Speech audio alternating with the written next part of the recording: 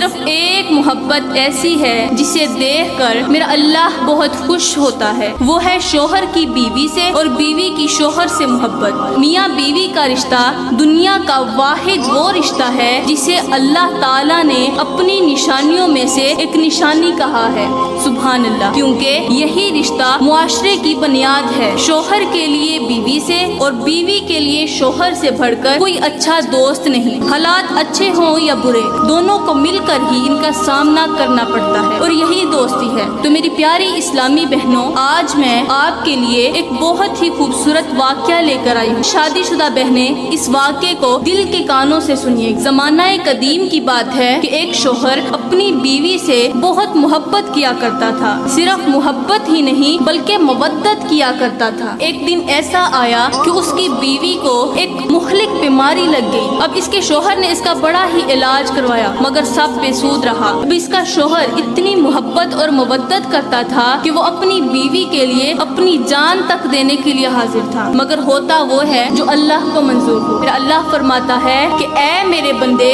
تو کرتا وہ ہے جو تو چاہتا ہے مگر ہوتا وہ ہے جو میں چاہتا ہوں۔ اے میرے بندے، تو وہ کر جو میں چاہتا ہوں، پھر ہوگا وہی جو تو چاہتا ہے۔ تو ہوا وہی۔ وہ بیماری اس قدر خطرناک تھی کہ اس نے شوہر سے اس کی محبت کو جدا کر دیا۔ اس بیوی کا انتقال ہو گیا۔ وہ اپنی بیوی کے بغیر زندہ نہیں رہ سکتا تھا، تو اس نے سوچا کوئی بات نہیں، اگر موت نے ہم دونوں کو جدا کر بھی دیا ہے مگر آنکھوں سے دور نہیں کروں گا۔ اس نے اپنے گھر کے صحن میں ایک قبر بنوائی، اس قبر کے اندر اس کی تدفین کی۔ وہ روزانہ رات کو اپنی بیوی کی قبر کے ساتھ چٹائی بچھاتا، اپنا ہاتھ بیوی کی قبر پر رکھتا، اسے یوں محسوس ہوتا جیسے اس کی بیوی اسی کے ساتھ سوئی ہوئی ہے۔ اسی طرح زندگی گزر رہی تھی۔ تو سردی کا موسم تھا لیکن اس نے محسوس کیا کہ قبر کے اوپر تپش تھی، باہر سردی ہے، وہ سویا ہوا تھا۔ تو جیسے اسے تپش محسوس ہوئی تو بڑا ہی پریشان ہوا۔ کافی دن ایسے ہی گزرے کہ قبر کے اندر سے تپش آتی رہی۔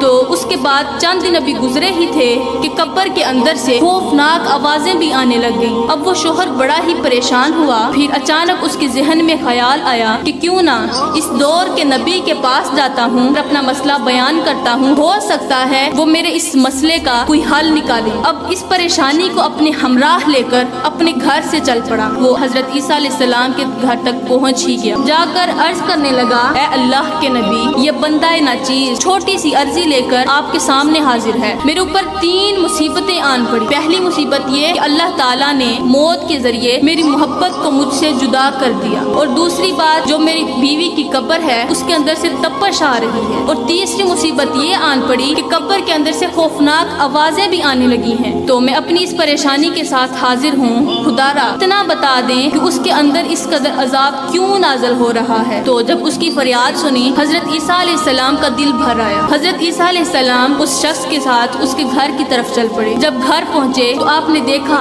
کہ صحن میں ایک قبر ہے۔ پوچھا، اے بندے خدا، یہ کس کی قبر ہے؟ تو اس نے کہا، یہی تو میری محبت کا ٹھکانہ ہے۔ تو پوچھا کہ تو نے قبرستان میں کیوں نہیں بنائی؟ تو اس نے کہا کہ میں اپنی محبت کو اپنی آنکھوں سے دور نہیں کرنا چاہتا تھا۔ تو حضرت عیسیٰ علیہ السلام نے وضو کر کے 2 رکعت نماز نوافل ادا کیے۔ اس کے بعد ہاتھ اٹھا کر اللہ سے دعا کی کہ اے میرے اللہ، اپنے حکم سے اس قبر کے اندر جو مردہ ہے اسے زندہ کر دو۔ قبر پھٹی۔ قبر کے اندر سے وہ عورت اپنے بال جھاڑتی ہوئی پھر نکلی۔ اس کی زبان پر کسی غیر محرم مرد کا نام تھا، استغفر اللہ۔ تو حضرت عیسیٰ علیہ السلام نے کہا، یہی ہے تیری بیوی؟ اس نے کہا، یہی میری محبت ہے۔ وہ شخص بڑا ہی پریشان ہوا کہ یہ کس کا نام لے رہی ہے۔ حضرت عیسیٰ علیہ السلام نے کہا، اے بندہ خدا، جس سے تو محبت کرتا ہے، جس سے تو مودت کرتا ہے، اس کا تو خاتمہ بھی ایمان پر نہیں ہوا۔ پوچھا، وہ کیسے؟ کہا کہ اگر تیری بیوی کا خاتمہ ایمان پر ہوا ہوتا تو کبھی بھی یہ غیر مرد کا نام لیتے ہوئے نہ نکلتی بلکہ کلمہ پڑھتے ہوئے قبر سے باہر نکلتی۔ تو اس کے بعد حضرت عیسیٰ علیہ السلام نے فرمایا، اے بندی، تو یہ بتا کہ تو جس شخص کا نام لے رہی ہے وہ شخص کون ہے؟ تو اس نے کہا، جب میں زندہ تھی تو اس شخص سے میں بے پناہ محبت کیا کرتی تھی۔ یہ سنتے ہی شوہر کا جگرا پھٹ گیا۔ کہا، یہ میرے ساتھ کیا ہو گیا؟ میں اس سے محبت کرتا رہا اور یہ کسی اور سے محبت کرتی رہی۔ اس کے بعد حضرت عیسیٰ علیہ السلام نے فرمایا، مجھے یہ بتا کہ تو دنیا میں ایسے کون سے گناہ کرتی کرتی تھی جن کی وجہ سے تیری قبر کے اندر تجھے عذاب ملا۔ عورت نے کہا کہ میں صرف 2 گناہ بڑے ہی شوق سے کرتی تھی۔ پہلا گناہ کہ میں اپنے شوہر کے ہوتے ہوئے کسی غیر محرم مرد کے ساتھ محبت کرتی، میرے غیر محرم مردوں کے ساتھ تعلقات تھے۔ دوسرا گناہ کہ جدھر کی ہوا چلتی میں ادھر کی ہو جاتی۔ اس کے بعد وہ عورت کہنے لگی، اے اللہ کے نبی، میں جس زبان سے کسی غیر محرم مرد کا نام لیتی تھی تو اس زبان پر اللہ تعالیٰ نے ایک سانپ مسلط کر رکھا ہے۔ وہ سانپ مجھے ایک ڈنگ مارتا ہے، میں 70 گز نیچے زمین میں دھنس جاتی ہوں۔ اور دوسرا،